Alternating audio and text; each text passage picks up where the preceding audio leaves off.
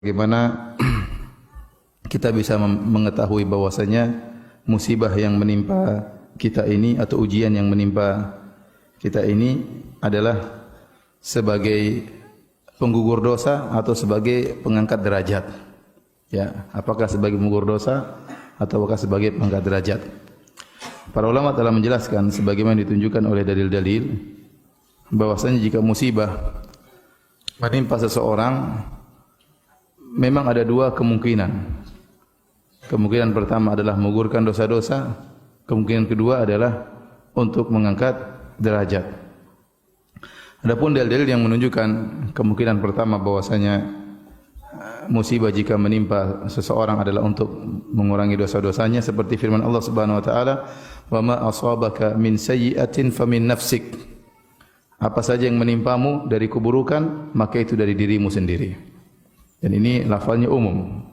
Wa ma asabaka min sayyi'atin, ya di situ ma al-mausulah, kemudian disebutkan dengan penegasan min sayyi'atin, apa saja yang menimpamu dari segala keburukan, fa min nafsik, maka itu dari dirimu.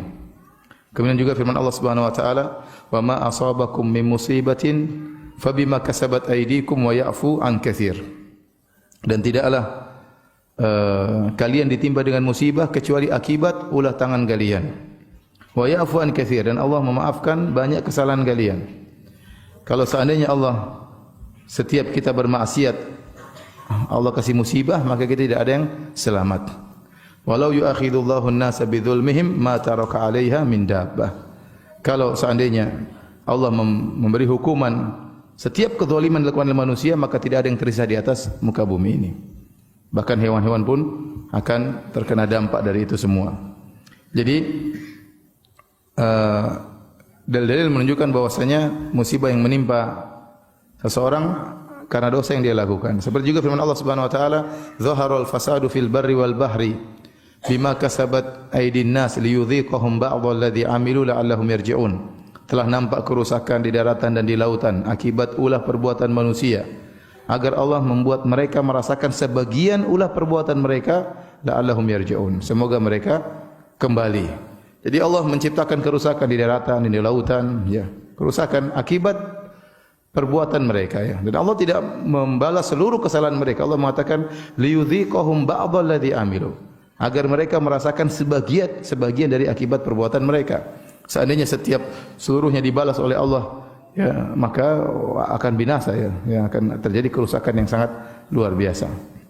Kemudian hadis-hadis juga menunjukkan hal yang sama. Contoh kata Nabi sallallahu alaihi wasallam, "Idza aradallahu bi 'abdihi al-khaira, ajjala lahu al-uqubata fid dunya." Jika Allah menghendaki kebaikan pada seorang hamba, Allah segerakan hukumannya di dunia. Artinya menghapuskan dosa-dosanya. Wa idza arada bi 'abdihi syarra amsaka anhu hatta yuwaffiya bihi yaumal qiyamah. Jika Allah menghendaki keburukan pada seorang hamba, Allah tidak kasih dia musibah. Allah tidak kasih dia hukuman. Allah tahan sampai nanti Allah balas pada hari kiamat kelak, waliyadzubillah. Demikian juga Nabi SAW bersabda dalam hadisnya, la tasubbil humma, janganlah engkau mencela demam. Jangan engkau mencela demam. Kenapa? Karena demam itu tudhibul khotoya kama yudhibul kir khabathal hadid. Karena demam itu bisa menggugurkan dosa-dosa sebagaimana alat pandai besi bisa menghilangkan karat besi. Ya, jadi apa yang menimpa seorang muslim, ya, sampai demam yang dia rasakan juga menggugurkan dosa-dosanya. Makanya kalau kita menyungguh orang sakit, kita bilang apa? Tahur insyaallah. Apa maksudnya itu? Semoga dosa-dosamu digugurkan dengan penyakitmu. Dalam hadis juga Nabi SAW bersabda, "Ma yusibul muslim min nasabin wala wasabin wala hammin wala hazanin wala adan wala ghammin hatta syaukati syakuha illa kaffarallahu biha min khotayahu." Kata Nabi SAW, tidak ada suatu pun yang menimpa seorang muslim min nasabin, dia letih, lelah, itu juga menggugurkan dosa-dosa. Yang penting dia sabar menghadapinya.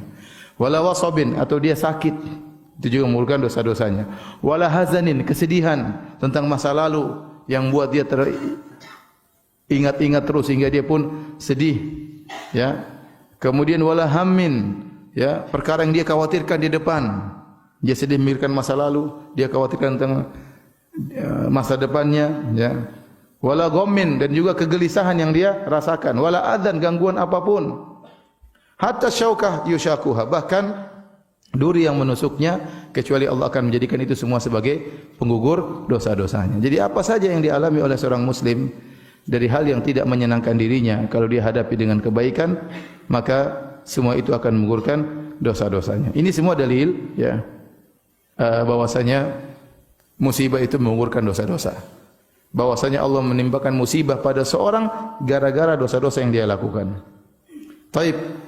Ada juga dalil-dalil yang menunjukkan Allah memberikan musibah kepada seseorang atau sekelompok orang untuk mengangkat derajatnya. Untuk mengangkat derajatnya. Oleh karenanya para anbiya diuji oleh Allah Subhanahu wa taala, dikasih banyak musibah.